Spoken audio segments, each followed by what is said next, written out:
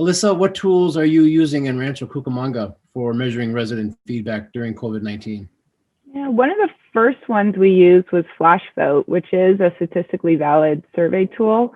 It pops up the 5 questions that go out to the community, and I want to say 24, 48 hours later, the answers go back to anybody that participated as well as to the city. And so we were asking questions on, what are you concerned about? Are you getting our messages? What would you like the information on? Keeping in line with that same goal of keeping everybody calm and informed with, factual information.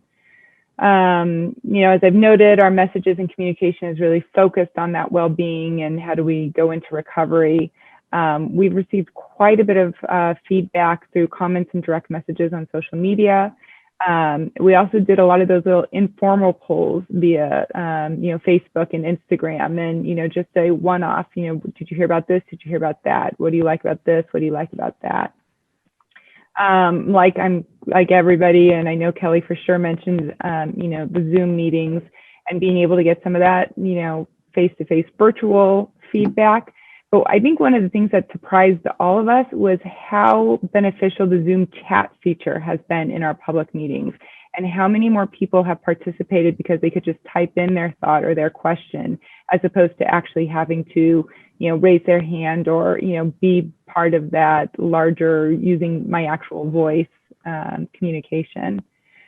Something that we've invested in since COVID started was publicinput.com. We had been looking into it for a while, and it's been instrumental in our engagement tools, especially as pertains to our general plan. We were able to do some really neat visual surveys and have people comment on how they liked various streets and buildings, and how we continue to build out that built community. One of the things that I really like about public input is it also gives you the opportunity to put all of the engagement that you're getting from various, whether it's in person or the virtual meeting or surveys, and be able to look at all of the data together in one place. They've even got a feature that if you putting your survey out via paper, which we do for those areas and those people that don't necessarily have broadband and are just relying on cell phone signal for their online experience, they can do paper surveys, and we can incorporate that into the data.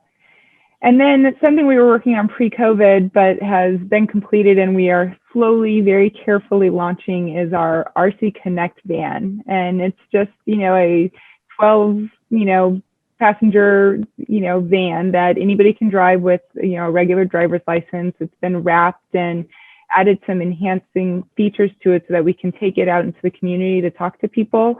Like I said, we're slowly trying to figure out how to do that. And we've used it in 2 or 3 instances since COVID, using tables as 6-foot, dividers, and making sure everybody's been masked and providing hand sanitizer and all of that.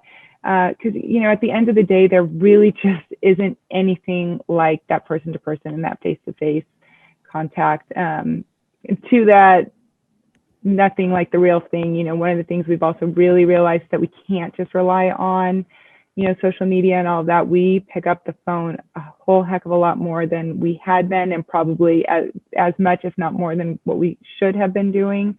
Because again, there's nothing like that person-to-person direct contact, and you just don't always able to get that through our internet and social media.